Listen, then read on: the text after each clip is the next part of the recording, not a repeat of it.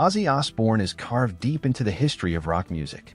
For decades, he has been known as the Prince of Darkness, a man who shocked the world with his wild lifestyle, outrageous stunts, and heavy metal voice. But behind the madness was always a deeply human soul, a man who loved his family, cared for his fans, and carried both pain and beauty in his heart. As the years went by and his body grew weaker, people began to notice a change in Ozzy. The chaos that once defined him began to fade, and what was left were moments of reflection, love, and tenderness. These final beautiful moments before his death told us more about Ozzy the man, rather than just Ozzy the legend. To understand why those moments touched so many hearts, we have to go back to the life he lived. Ozzy was never supposed to make it this far. Born in Birmingham, England, into a poor working-class family, John Michael Osbourne grew up in a small house with little more than dreams. His father worked long hours in the factories, and his mother struggled to keep the family together.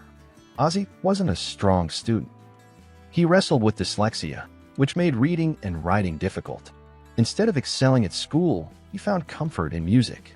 The radio became his teacher, and the songs of the Beatles lit a fire in him that never went out. But it wasn't just music that shaped him. Ozzy grew up in a tough neighborhood where trouble was never far away. He got into fights, found himself in petty crimes, and even spent time in jail. Those who knew him back then might have guessed his future would be dark and hopeless. Yet Ozzy had something that couldn't be measured, an unstoppable desire to make something of himself, even if he didn't know how. That desire eventually brought him together with Tony Iommi, Geezer Butler, and Bill Ward. Together they formed Black Sabbath, a band that would go on to change music forever. Their sound was heavy, dark, and completely new. Songs like Paranoid, Iron Man, and War Pigs weren't just music. They were anthems for a generation searching for truth in a confusing world. Ozzy's haunting voice carried those songs into history. He became the face of heavy metal, and with that fame came the wild lifestyle that almost killed him countless times. Drugs, alcohol, and chaos followed him wherever he went. Stories of Ozzy biting the head off a bat or urinating on a historic landmark became part of rock mythology. For years, he lived on the edge of destruction, and many believe he wouldn't survive past the 1980s. But somehow he did. Sharon Osbourne, his wife and manager, played a massive role in keeping him alive and pushing his career forward. With her help, Ozzy went from being the fired lead singer of Black Sabbath to a solo superstar with hits like Crazy Train and Mr. Crowley. Yet, as the years piled up, so did the toll on his body. The addictions, the accidents, and the illnesses began to show. Still, Ozzy carried on, performing for fans across the world who adored him. He gave everything he had on stage, night after night, even when it hurt. He wasn't just singing songs, he was proving that he was still alive, still fighting, and still the Prince of Darkness. But in his later years, something began to change. The man who once thrived in chaos found himself drawn toward peace. He began talking more about his family, his children, his grandchildren, and especially Sharon. After decades of ups and downs, betrayals and reconciliations, their marriage remained the anchor of his life. He often said he wouldn't be alive without her. And in those final beautiful moments, Sharon was always by his side, holding his hand, reminding him that love was stronger than anything else. One of the most touching parts of Ozzy's final years was how open he became about his struggles. He didn't try to hide his pain or his fear. He spoke about his Parkinson's diagnosis, about the operations he had to go through, and about the days he felt he couldn't go on. Instead of being embarrassed, he was honest. This vulnerability made people love him even more. The man once seen as untouchable, larger than life, was showing his humanity in the rawest way possible. He wasn't the indestructible rock god anymore. He was just Ozzy, a husband, a father, a man facing the end of his journey. Those close to him described how he found beauty in the little things during this time. Sitting in the garden with Sharon, laughing with his grandchildren, listening to old Beatles records, or simply watching the sunset. For a man who had lived so loudly, these quiet moments became priceless. Fans who saw glimpses of him in interviews noticed the warmth in his eyes, a softness that wasn't always there in his younger days. He had made peace with his past and was cherishing the present. As the end of Ozzy Osbourne's journey drew closer, the people around him began to notice how much he had changed. The man once surrounded by chaos had found a strange kind of peace. For decades, his life had been loud, screaming fans, roaring guitars, flashing lights, and headlines filled with scandal. But in his last chapter, the noise slowly faded, leaving him with what really mattered. The final beautiful moments of his life were filled with love, forgiveness, and reflection. The first thing that stood out during this time was how much his family became his world.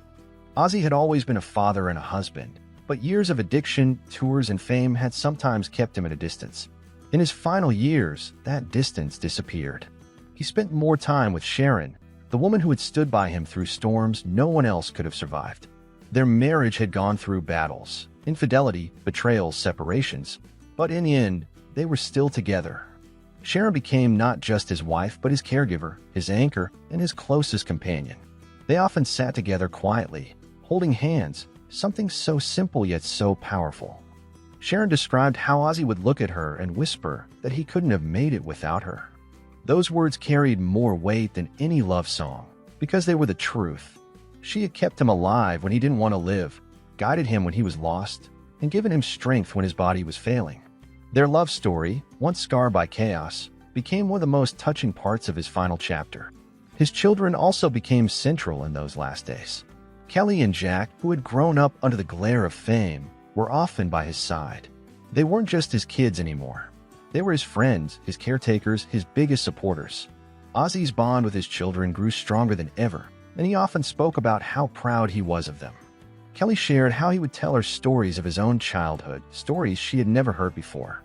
For the first time, she saw her father not as the rock star the world adored, but as the boy from Birmingham who dreamed of music. Jack, too, found himself reconnecting with his father in new ways. They would laugh together, watch old movies, and remember the good times. Ozzy's grandchildren brought a special kind of light into his life.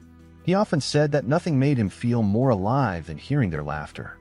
In those final moments, the man who had once terrified parents across the world became the most tender grandfather, melting every time one of the little ones ran into his arms. But family wasn't the only focus of those days. Ozzy also turned to faith. For a man who had spent decades being called the Prince of Darkness, his relationship with God was complicated. He had shocked people with satanic imagery, wild lyrics, and outrageous behavior, yet privately he often prayed. In interviews during his last years, Ozzy admitted that he believed in God and leaned on faith to get him through the pain. He was never one to preach, but he found comfort in the idea that something greater was guiding him. One unforgettable moment came during his final public appearances. Even though he was frail, Ozzy still tried to give back to his fans. He stepped onto the stage one last time, not with the wild energy of his youth, but with the dignity of a man who had given everything. His voice may not have been as strong, his body may have trembled, but the emotion was there, more powerful than ever. Fans cried as they watched him, knowing they were witnessing the closing chapter of a life that had touched millions. He often said that music was his way of surviving, and in his final days, he turned to music once again. Surrounded by family, he would hum melodies, sometimes singing softly to himself. Sharon shared that even when words became difficult, music was always there. It was as if his soul was still speaking through song, right until the end. Perhaps the most beautiful thing about Ozzy's last years was the way he reconciled with life. He didn't pretend to be perfect. He admitted to his mistakes, acknowledged his regrets, but also expressed gratitude for everything he had been given. He thanked his fans repeatedly, often saying he owed them his life. And he thanked his family for never giving up on him. When news of his death finally spread, the world mourned, but there was also a sense of peace. People remembered the wild, outrageous Prince of Darkness, but they also remembered the gentle man who loved deeply, laughed often, and found beauty in his final days. His journey showed that no matter how dark things may get, there can always be light at the end. Ozzy Osbourne's final beautiful moments weren't about fame, money, or even music.